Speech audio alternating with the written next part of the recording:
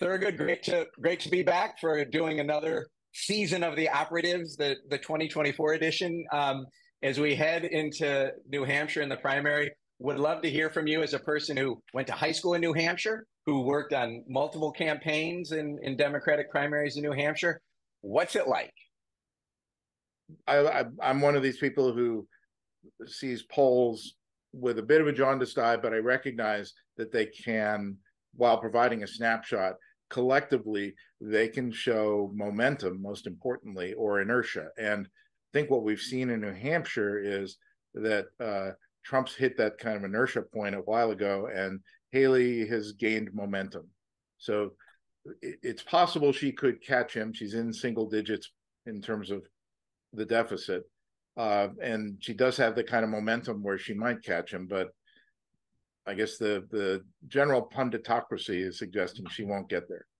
Now, when the campaign turns south, it's much more of a statewide political apparatus, and how that comes together, particularly in South Carolina.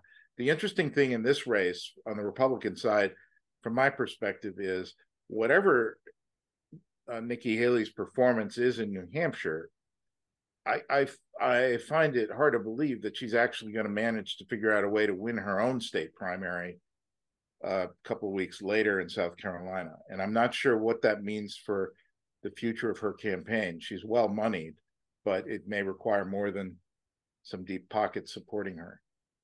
Well, you've knocked on doors with, Vice President Gore when he's campaigned there. You've knocked on doors when General Wesley Clark campaigned there for, I don't think many people would remember that campaign, but you were there. You were there with General Clark.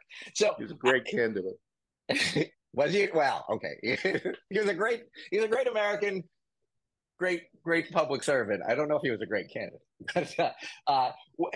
How are the voters in New Hampshire? I mean, you mentioned New Hampshire, and then we're on to South Carolina after that. I mean, are the voters in New Hampshire? I mean, are they MAGA? Are they evangelicals? Or you actually can have Democrats voting in a Republican primary in New Hampshire? Is that possible? Absolutely, and that is, I think, a significant reason for the success she's had in the state.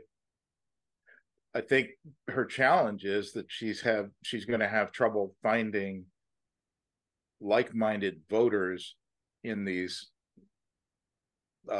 pure Republican voting primaries in the subsequent states, including her home state of South Carolina. And whether DeSantis, who surprisingly did get a ticket out of Iowa, if only briefly,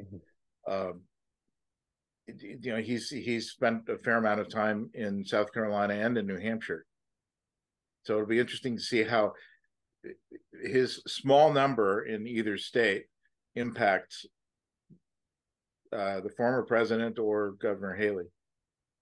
Well, and you mentioned DeSantis. The last debate that was held was DeSantis and Haley in Iowa, and it is a very realistic possibility with Nikki Haley now refusing to debate Ron DeSantis in New Hampshire unless the former president were to join that debate, which of course he will not do, that we may have seen the last debate of this entire presidential season, that there is likely to be no debates between Biden and Trump, presuming they're both the nominee. Trump isn't going to debate in the Republican primary. Haley's not going to debate without DeSantis. So that's it. Can you imagine a few years ago that we would have literally not a single debate, Democratic, Republican, or between the two nominees in an election year?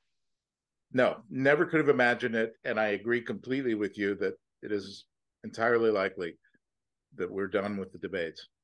And to close it, so just to kind of sum up where we are. So Haley, who has a good chance to win New Hampshire, but does it matter in the long run? I have not heard anyone expressing the level of doubt that I have about the viability of her candidacy once she gets to South Carolina. I just find it puzzling to see a roadmap for her. The only caveat to that would be that if she has enough cash on hand and donors that are still supportive, I suppose that could help her maneuver through to the next round of states, and then to hopefully for her at least get to Super Tuesday. But if she limps into Super Tuesday after losing her own state, uh, I'm not sure there's much left. And there are signs that the Republican Party wants to try to close this out. And Strange that it seems strange to me that they would want to do that, but it does seem to be that way, don't you think? absolutely. And I would say this is probably going to be the longest general election campaign we will have ever had. And it is going to be, what's the short, nasty, and brutish? I guess would be, well, this one's going to be a long, nasty, and brutish campaign. Well, Thurgood, we'll come back, and maybe we'll have Mr. Goltz join us after New Hampshire to see how it turned out and talk about South Carolina. Well, I'm glad your t-shirts still fit. Barely, Thurgood, barely.